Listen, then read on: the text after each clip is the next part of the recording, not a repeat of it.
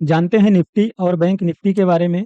कल यानी 24 मार्च मंगलवार के दिन निफ्टी और बैंक निफ्टी कैसा रह सकता है, निफ्टी और बैंक निफ्टी में हमें कौन से साइड का ट्रेड देखने को मिल सकता है, साथ में जानेंगे कि कल निफ्टी और बैंक निफ्टी के इंपॉर्टेंट लेवल्स क्या हो सकते हैं, क्योंकि कल निफ्टी 50 की एक्सपायरी भी है। तो सबसे पहले हम डेली टाइम फ्रेम पर एनालिसिस करेंगे, उसके बाद हम 15 मिनट्स के टाइम फ्रेम पर एनालिसिस करेंगे। तो यहाँ पर एनालिसिस करने से पहले मैं आपको कुछ बातें बता दूं। देखो, अभी का जो समय है ये वार का समय है, आप सबको पता है कि वार चल रहा है। और वार की वजह से जो क्रूड ऑयल है इसका भाव लगातार बढ़ रहा है, यानी क्रूड ऑयल का भाव लगातार बढ़ रहा है। और जो हमारा भारतीय रुपया है इसकी वैल्यू लगातार गिर रही है, यानी क्रूड ऑयल का भाव बढ़ रहा है और भारतीय रुपये जो है इसका जो भारतीय रुपये है इसकी वैल्यू लगातार गिर रही है। आज अगर आज के डेट में आप डॉलर के मुकाबले देखोगे तो भारतीय रुपये की जो वैल्यू है वह 93.94 के पास पहुंच चुकी है, जो कि डॉलर के मुकाबले अपने ऑल टाइम लो पर है। यानी ये हमारे लिए अच्छी बात नहीं है, हमारा जो भारतीय रुपया है वो लगातार गिर रहा है। अब इसका अच्छी बात इसलिए नहीं है, समझो, भारत जो है वो जो क्रूड ऑयल है वो लगभग भारत 80 से 85 से 88% जो क्रूड ऑयल है यानी वो विदेशों से आता है। अब विदेशों से आता है तो विदेशों में जो भारत द्वारा जो पैसा दिया जाता है वो डॉलर में दिया जाता है। तो इससे क्या होता है कि डॉलर की वैल्यू अगर बढ़ेगी और हमारे भारतीय रुपए की वैल्यू अगर गिर रही है तो हमें ज़्यादा पैसा देना पड़ता है। तो कहीं न कहीं ये हमारे लिए अच्छी बात नहीं है।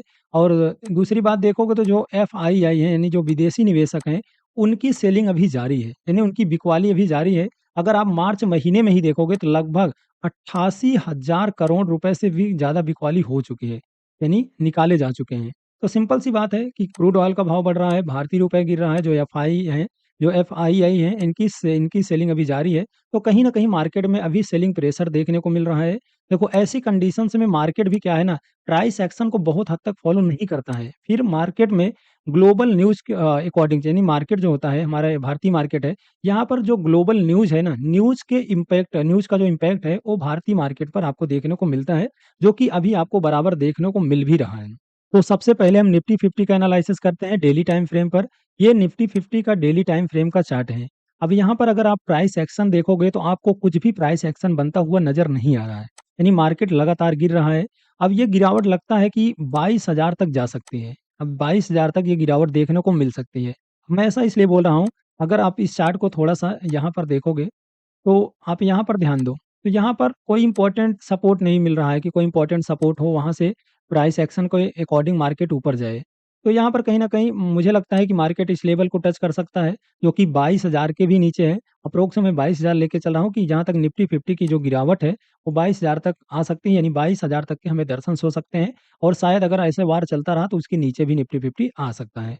तो बाकी अब हम 15 मिनट के टाइम फ्रेम पर देखते हैं कि कल इंट्राडे के इम्पोर्टेंट लेवल्स क्या हो सकते हैं। तो ये हमारा 15 मिनट के टाइम फ्रेम का चार्ट है, यहाँ पर ध्यान से समझो।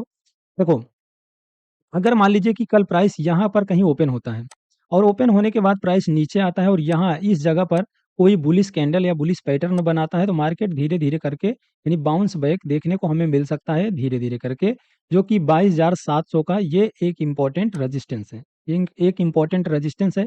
लेकिन अगर इसके ऊपर यानी मान लीजिए या ये प्राइस जाता है या यहीं कहीं ओपनिंग करता है या इस बीच में कहीं ओपनिंग करता है, तो यहाँ पर अगर 22,700 को ऊपर प्राइस जाता है और यहाँ पर टिकता है, यानी यहाँ पर टाइम बिताता है, टिक जाता है, तो फिर हमें धीरे-धीरे करके 23,000 तक के दर्शंस हो सकते हैं।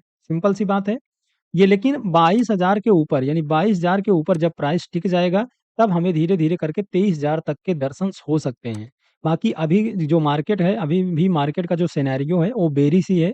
कल हो सकता है कि मार्केट नीचे आए या तो साइडवेज रहे, यानी कल भी सेलिंग का माहौल बना है मार्केट में। तो ये मैंने आपको बताया ऊपर का, अगर इसके ऊपर टिकता है तो धीरे-धीरे करके हमें 23,000 तक के दर्शंस हो सकते हैं।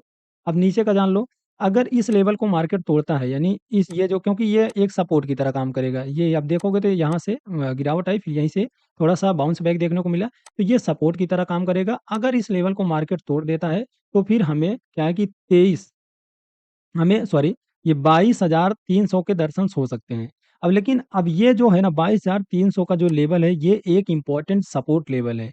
ये एक इम्पोर्टेंट सपोर्ट लेवल है, अगर इसके नीचे प्राइस आ जाता है, यानी 22,300 के लेवल के नीचे प्राइस आ जाता है और यहाँ पर टिक जाता है, तो फिर हमें 22,200 के दर्शन हो सकते हैं, 22,100 के दर्शन हो सकते हैं। अगर इसके नीचे भी प्राइस फिर आता है तो हमें सीधा सीधा 22,000 तक के दर्शन हो सकते हैं। सिंपल सा आप समझ लो कि ये जो अगर इस लेवल को तोड़ता है प्राइस तो यहाँ पर आता है, यानी 22,300 पे। अगर 22,300 के लेवल के नीचे प्राइस आ जाता है और यहाँ पर टिक जाता है तो फिर धीरे धीरे करके हमें 22,000 तक के दर्शन हो सकते हैं। अगर 22,300 के लेवल के नीचे प्राइस आता है तो हम सेल ऑन राइस पर काम करेंगे। सेल ऑन राइस का मतलब जैसे मैं आपको बता चुका हूँ कि जैसे मार्केट गिर रहा है फिर थोड़ा सा बाउंस बैक देखने को मिलेगा, यानी पुल बैक मिलेगा। तो यहाँ पर जब कोई बेरिश कैंडल और बेरिश पैटर्न बनता है तो हम सेल साइड का ट्रेड लेंगे। उसके बाद मान लीजिए फिर से ऐसे प्राइस थोड़ा सा पुल बैक ये प्राइस में देखने को मिलता है, फिर से जब नीचे आता है यहाँ पर जब बेरिश कैंडल या बेरिश पैटर्न बनता है तो हम फिर डाउन साइड का ट्रेड लेंगे। नहीं, सिंपल सा अगर 22,300 के लेवल के नीचे आएगा प्राइस तो फिर हम सेल ऑन राइस पर काम करेंगे। तो ये रहा निफ्टी 50 का। अब हम बात कर लेते हैं बैंक निफ्टी के बारे में। तो ये हमारा बैंक निफ्टी का डेली टाइम फ्रेम का चार्ट है। अब यहाँ इस चार्ट को ध्यान से देखोगे तो यहाँ भी आपको कुछ खास प्राइस एक्शन नहीं बनता हुआ नजर आ रहा है। सीधा मार्केट में वन वे गिरावट देखने को मिल रही है। अब ये जो गिरावट है मुझे लगता है कि 49,800 के अप्रोक्स आ सकती है, या इसको तोड़ करके 49,200 से ढाई के 200 से 250 के अप्रोक्स, यानी 49,200 या 250 के लेवल को टच कर सकती है।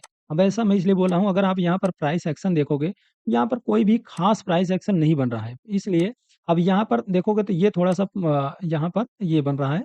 तो कहीं ना कहीं प्राइस, मैं थोड़ा सा इसको इधर करता हूँ, कहीं ना कहीं प्राइस इस लेवल पर आए तो यहाँ से थोड़ा बहुत आपको बाउंस बैक देखने को मिले, फिर से हो सकता है कि प्राइस इस लेवल को टच करे।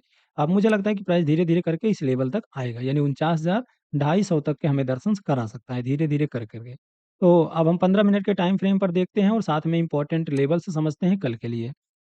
तो यहाँ पर देखोगे तो देखो अब प्राइस अगर यहाँ पर कहीं ओपनिंग करता है और नीचे की तरफ आता है धीरे धीरे करके, तो ये जो नीचे आता है तो फिर ये जो 51,000 का लेवल है ये हमारे लिए सपोर्ट की तरह काम करेगा।